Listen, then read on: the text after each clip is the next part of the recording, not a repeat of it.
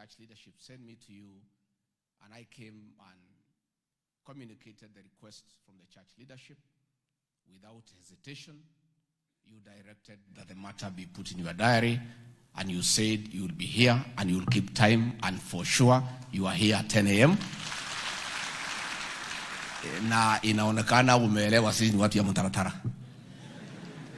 Sababu hiyo kuweka masaa ni mambo muhimu sana katika kanisa hili. Your Excellency, let me also in a very special way thank you for the enormous contribution that you have made in your leadership to this church. Indeed, you have been to most of our churches across the country where you have not only attended service but participated in development activities, purchasing of buses, building sanctuaries, and supporting our church in a very strong manner. We don't take it for granted. We appreciate your enormous contribution to this church. And now that you did that before you became president, now that you are president and you have a bigger mandate, a bit large facilitation, please continue supporting our church. And you are always welcome to this church at any one time. Your Excellency, most of our members, indeed, the greatest percentage, we prayed for you. And it's true, we also turned up early to cast a vote in your favor. And I want to say before my church that decision we made, we have no regret, because in a record 1.5 years, despite the fact that you found many challenges in this country, you have turned around our economy, and the economy has started showing great signs of recovery. The shilling has gained strength against the dollar. Fuel prices are coming down. Cost of unga has come down. And we are making significant progress. Ours as a church is to continue praying for you, is to continue supporting you. And it is good that I give an example to this church as to where the president is coming from. When he took over, he found a country deep into debt. And he had to take time to sort out the debt issues before he can begin real tangible development. Let me give the example of a parish that has a huge arrears in cess. You know, if you are a parish minister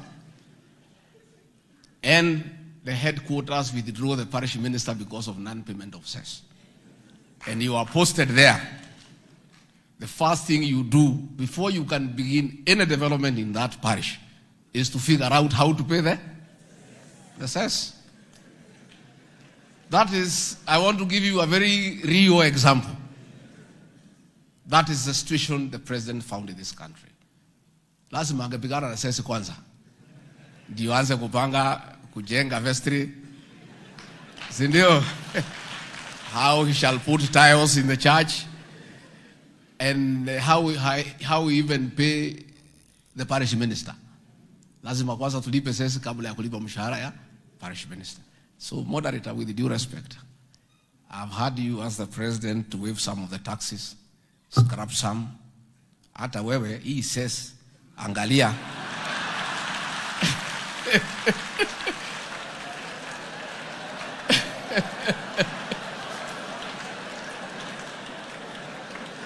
Si moderator ndiye anaitisha says. Si ni yeye anaitisha says. So hata wewe unajua ile mikakati umeweka watu walipe says. So even as you are asking the president angalia, hata wewe angalia hii mambo ya says imetuhangaisha sana siku mingi. Your Excellency, before I invite you to address these good people, we had a very candid discussion with our moderator. As leaders, as members of this church, because we want to submit to his authority and we want to be good members. And we told him and his team to tell us where we have gone wrong, and he did, and for that we apologize. We also told our leadership that during the last campaign, at the higher levels, they were a little bit tight on us.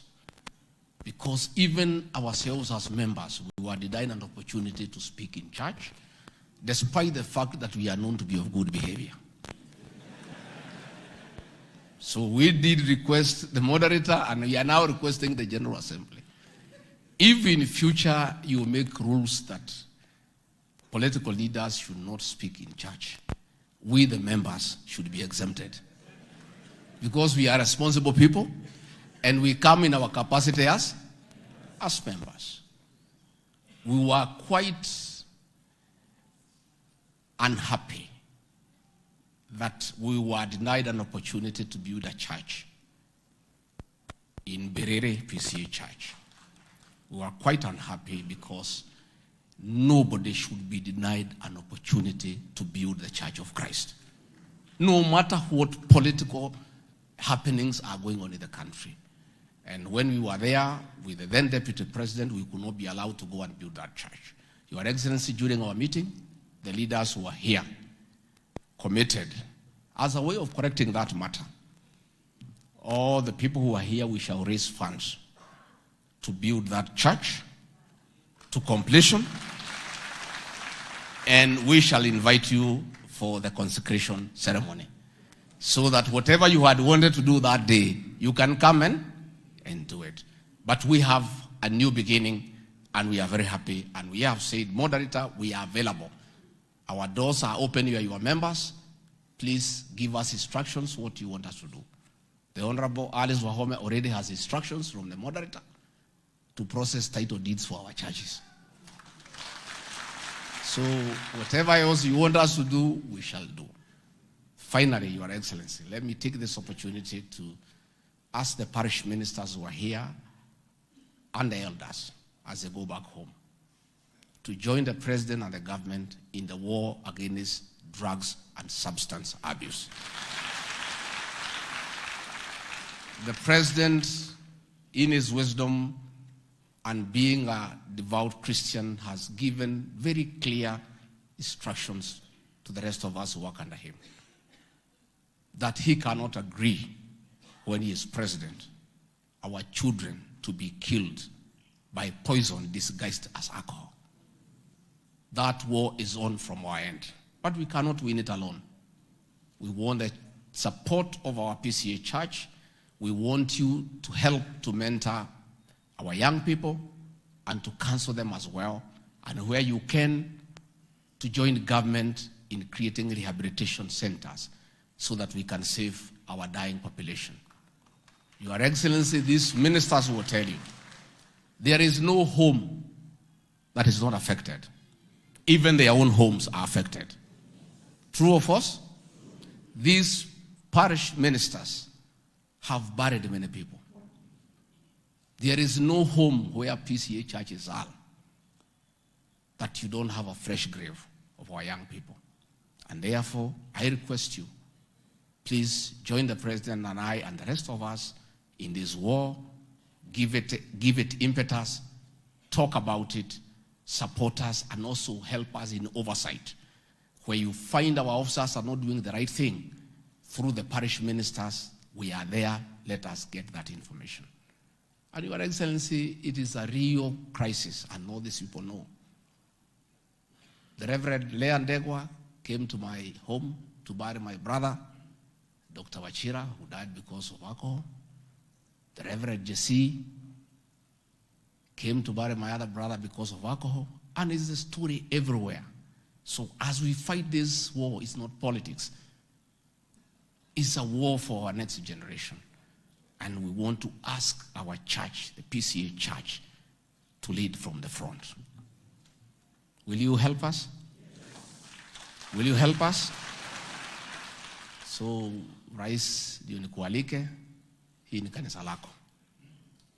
Kuje, you like singing? There is that song you used to sing with Reverend Kanya. If you feel like singing today, we'll join you. Gaiwama Kanya sindio? We'll happily sing with you because we love you and we cherish what you have done for this church. The story of our university, you are right in the center. Our facilities in Mombasa, you are in the center. Building our churches, you have always been there. And whenever we have called upon you to come and support us, you have always been available. And more so for what you are doing for this country in terms of making sure that we have a secure country. Crime has been controlled. Everybody is able to go about his or her business. So us as a church, our work is to pray for you, is to support you, and is to make sure that we do whatever we can do to join you to succeed so that you can have economic transformation in this country and you can live a better country than you found when your time comes. Muko tayari tumkaribisha rais? Si akitaka kuimba aibe tutaimba na yeye.